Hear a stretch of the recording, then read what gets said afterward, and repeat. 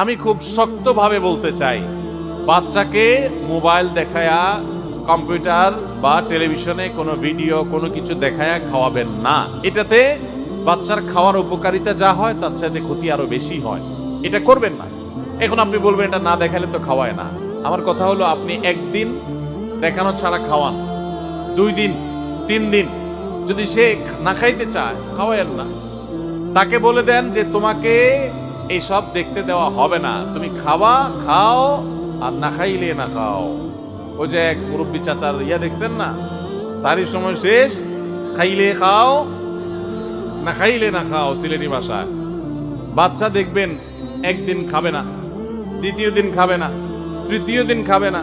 আপনি আবার মনে করবেন যে হুজুর তাহলে বাচ্চা মরে যাবে না। না, এত সোজা না মানুষের মরণ। 2, 4, 5, 7 দিন না খাইলে মানুষ মরে না, এত সোজা না। যখন ঠেলায় পড়বে দেখবেন ও খাবে, ওর বাপ মাও সাথে খাবে।